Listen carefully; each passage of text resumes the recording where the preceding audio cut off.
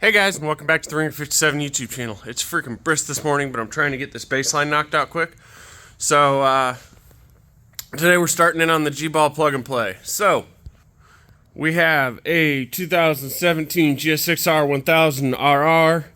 It is the R package. It's got the suspension. Other than that, they're basically the same. So, this only real option difference is the suspension and trim. Otherwise, the engine's the same, the drive line's the same, everything's the same. Now, this one's longer than a super tanker, and she's on a Shinko hookup, but again, the same. So, we're going to put it on the dyno. I'm going to get a baseline, then I'm going to switch, put the max on. We'll go over how the max goes on. I'm probably just going to hang it on there, to be honest, to start with, just to see how the startup is and everything and get it running. And then we'll get everything tucked away nice and neat, and we'll start tuning from there. The purpose of this baseline is to know exactly what it makes on my dyno when I start, so that once I get going on the max, I know if I'm headed in the right direction or not. Because all the numbers I'm using in Woolwich are interpreted by someone who hacked an ECU. They're not true numbers for VE or anything like that. I know roughly what this wants fuel-wise. I know roughly what this wants timing-wise.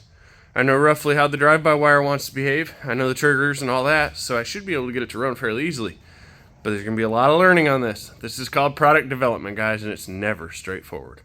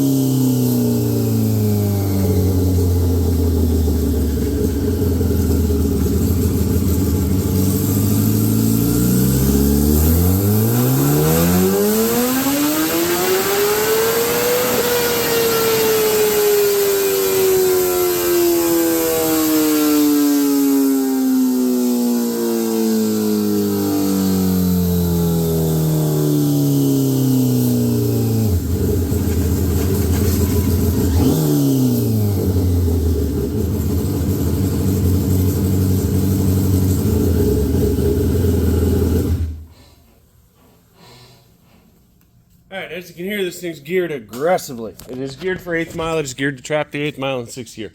So, there's a freaking pipe plate on the back. The power's not exactly where I expected, but it's pretty close. I'm going to go ahead and restrap. You got to keep in mind I'm going through a shitload of gear, a shitload of arm, a shitload of chain, and a stinking Shinko hookup today. Not to mention trying to plant it's interesting. You saw the rolling burnout, didn't work out so well. So I'm going to go ahead and restrap, see if I can square everything up and get a little better number. But then we're going to put this max on here. Alright folks, so as you saw it spun. I went ahead and strapped it, got some numbers. It does what it's supposed to do. So we're going to go ahead and get this max on. We actually have it on. It's all hanging external. So for now, nothing is tucked in nice and neat. It will all get tucked. But for now, we just got, the O2 sensor hanging on the outside here. Hangs up there.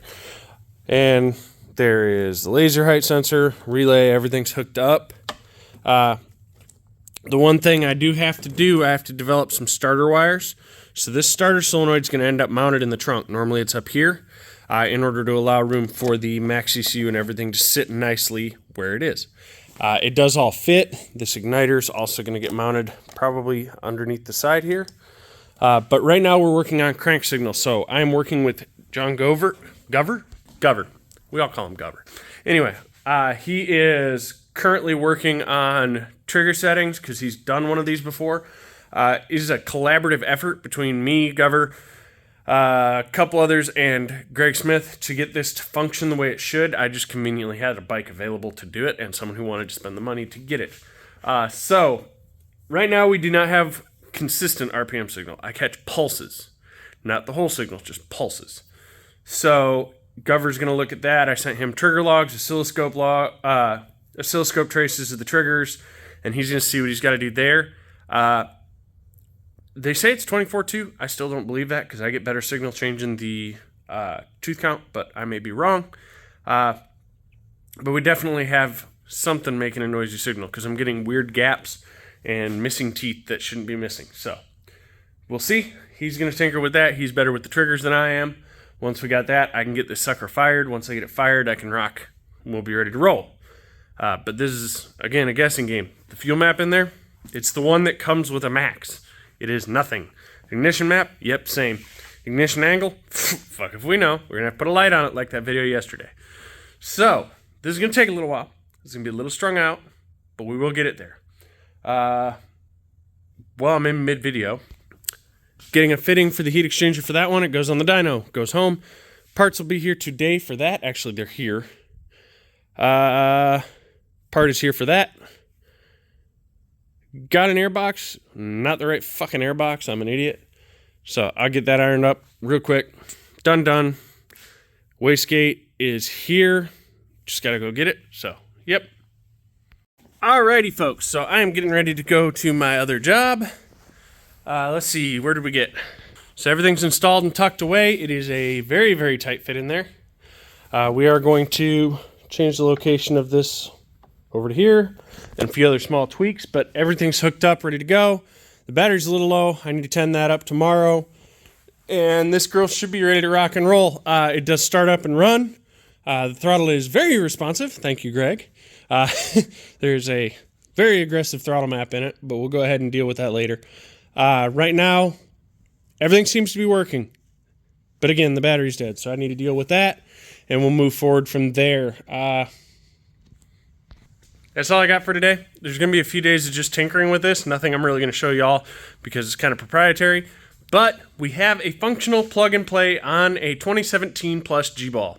All stock features work, and there's a whole bunch of added ones that will be covered later as we start testing them all. Later, guys. Alright, guys, so it is actually the next day, and I wanted to add this to the end of this video for anyone who stuck around. I did not make it to the shop today. I had a tooth that was freaking killing me last night, so I didn't get to bed till like 5 this morning. I'm actually running down to the shop. It's 2 in the afternoon. Real quick, check the mail and such, and then I got to go to work at the damn gas station. So the G-Ball is fully installed. Air shifter, everything's hooked up. I got to go through test IO and work on the startup. I do believe I had a brain fart, and I'm pretty sure I just thought of what the brain fart was earlier as to why it doesn't want to start very well. It's got good crank signal. It's just the fueling's kind of hit and miss on the start. The Gen 3 Busa plug-and-play, he set up the base of the tune to have vacuum reference. Typically, I don't run that NA, but typically I run his setups on turbos, so it has vacuum reference either way. So I'm going to go ahead and hook up a vacuum line and see if it starts. I did have a clip of trying to start it. I freaking had the key on too long and the battery died. So, is what it is on that. I'm going to go see if I can get this fitting for Warren's here local. Otherwise, we're going to order it. And we'll touch base another time. I have a bike coming this weekend, but this weekend is the SDBA banquet in Brainerd, and it is the first test and tune.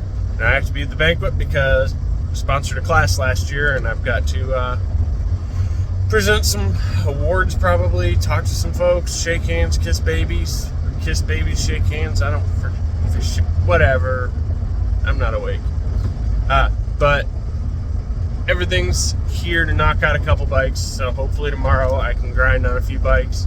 Hopefully I can get some sleep tonight. I really need my dental insurance to kick in so I can go get this tooth dealt with. It hurts. But yeah, that's what I got. Later, guys.